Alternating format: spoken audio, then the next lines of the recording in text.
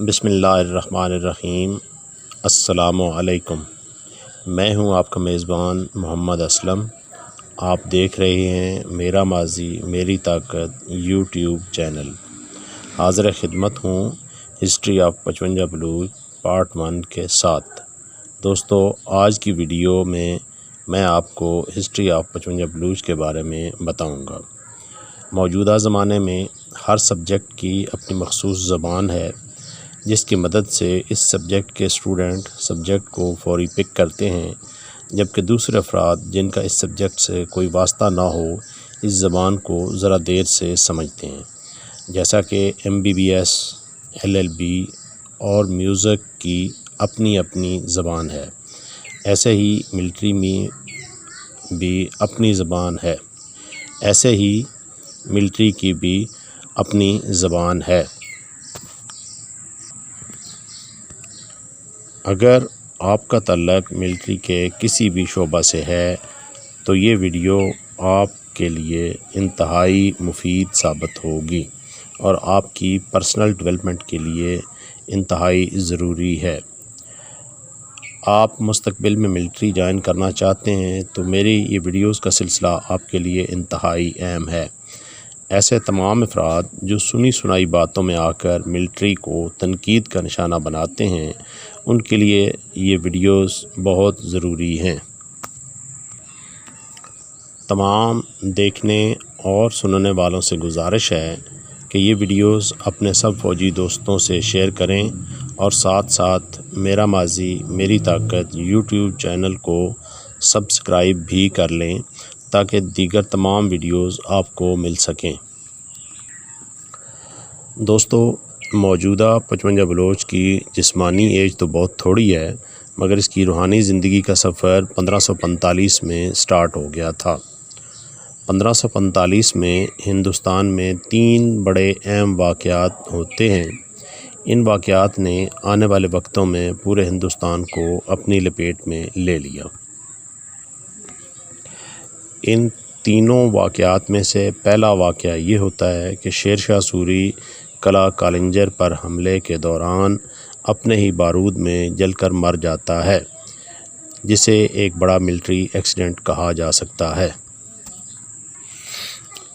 اس عرصے میں ہندوستان کے اندر دوسرا بڑا واقعہ یہ ہوتا ہے کہ ہمایوں ہندوستان سے فرار ہو جاتا ہے۔ ہمایوں ہندوستان کا بادشاہ ہوتے ہوئے بھی ہندوستان سے فرار ہو جاتا ہے اور شیر شاہ ہندوستان کی حکومت حاصل کرنے کی جدوجہد میں مر جاتا ہے۔ دوستو، ان 2 افراد میں سے کوئی ایک فرد بھی ہندوستان کے اندر مضبوط حکومت قائم کر سکتا تھا، مگر دونوں اس میں ناکام رہے۔ ان کی ناکامی تیسرے بڑے واقعے یعنی ایسٹ انڈیا کمپنی کے ہندوستان میں آنے کی راہ ہموار کرتی ہے۔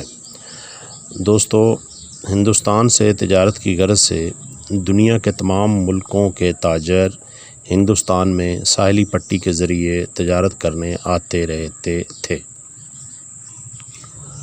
دوسرے ملکوں کے تاجر سمندری راستے سے ہندوستان میں تجارت کرنے تو آتے تھے، مگر ہندوستان کے کسی حکمران کو سمندری حدود کی حفاظت کا کبھی خیال نہ آیا اور نہ ہی سمندری فوج بنانے کا کسی کو خیال آیا۔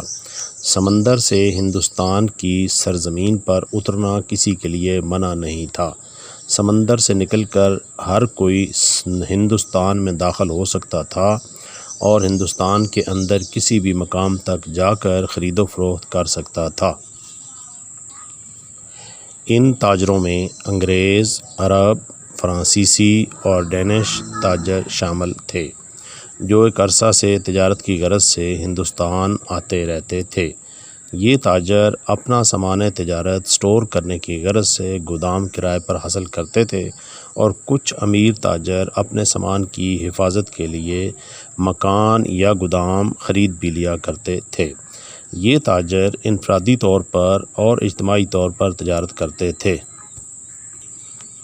اپنی ان تجارتی سرگرمیوں میں کچھ تاجروں نے ایک پورا قلعہ خرید لیا، جس کا ذکر تاریخ فرشتہ میں تفصیل سے ہوگا۔ شیر شاہ سوری کے مرنے اور ہمایوں کے فرار ہو جانے پر ہندوستان چھوٹی چھوٹی ریاستوں میں تقسیم ہو گیا۔ ان چھوٹی چھوٹی ریاستوں کی کمزور ریاستوں کو فتح کرنے کی مہم میں یورپین تاجروں کا ممبئی میں خریدا ہوا قلعہ بھی لوٹ لیا جاتا ہے اور اس لوٹ مار میں عیسائی تاجر مارے جاتے ہیں۔ ان تاجروں کی اولادوں میں سے ایک جان واٹ نام کے تاجر نے اپنے وقت میں ملکہ برطانیہ الزبیتھ اول کو اپنے سامان اور عملے کی حفاظت کے لیے سامان اور عملے کے ساتھ جہاز پر برٹش آرمی کو ساتھ روانہ کرنے کی درخواست دی۔ ملکہ برطانیہ الزبیتھ اول جان واٹ کی یہ درخواست قبول کر کے اس وقت 8 انفینٹری کمپنیوں کو سامان اور عملے کی حفاظت کے لیے سامان کے ساتھ روانہ کر دیتی ہیں۔ یہاں یہ بات سمجھنے کی ہے کہ اس وقت ایسٹ انڈیا کمپنی دنیا بھر میں ہونے والی تجارت میں سے نصف تجارت کی حامل کمپنی تھی۔ 8 انفینٹری کمپنیوں کی نفری اتنے بڑے ساز و سامان کے ساتھ کوئی اتنی زیادہ ملٹری فورس نہ تھی۔ ہاں یہ ضرور تھا کہ کمپنی کے مالکان اس پروفیشنل ملٹری کی پروٹیکشن میں ہندوستان میں کیا کیا کرنے کا ارادہ رکھتے تھے، یہ الگ بات تھی۔ جبکہ ان 8 کمپنیوں کے برعکس ہندوستان میں موجود اس وقت کی ملٹری کے پاس نہ تو ماڈرن ویپن تھے اور نہ ہی کوئی پروفیشنل سٹرکچر تھا۔ اس وقت کی انڈین ملٹری سلطان، راجہ، مہاراجہ یا بادشاہ کی مقرر کردہ تنخواہ پر گزارا کرتی تھی۔ پینشن کا کوئی انتظام نہ تھا۔ کسی مارکے میں کچھ حاصل ہوتا تو اسے مارکہ میں حصہ لینے والے انڈین فوجی آپس میں تقسیم کر لیتے۔ ان 8 یورپین انفینٹری کمپنیوں کی پروٹیکشن کے ساتھ ایسٹ انڈیا کمپنی نے 1545 سے 1612 تک سروائیو کیا۔ 1612 سے ایسٹ انڈیا کمپنی نے اپنے سامان کی حفاظت کی خاطر پروٹیکشن ٹروپس میں اضافہ کیا۔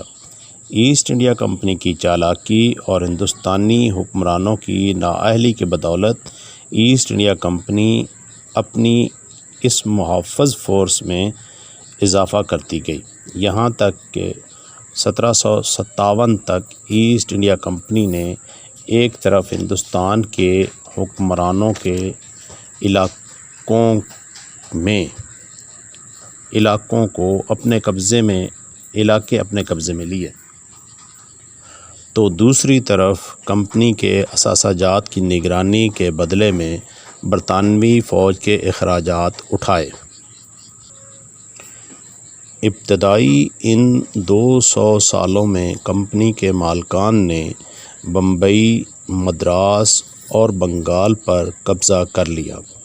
ان 200 سالوں میں کمپنی نے بمبئی یورپین ریجمنٹ کے تعاون سے Bengal artillery, European artillery, European infantry, Indian cavalry, Indian infantry, Bengal lines, Madras horse artillery, Madras light cavalry, Madras rifle corps, Madras pioneers, Madras native infantry اور مدراس پیدل آرٹلری جیسے بڑے شعبے قائم کر لیے۔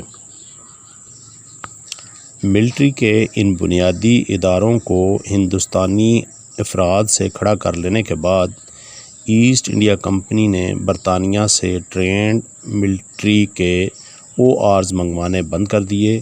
ان کے برعکس آفیسرز کی تعداد میں اضافہ کر دیا۔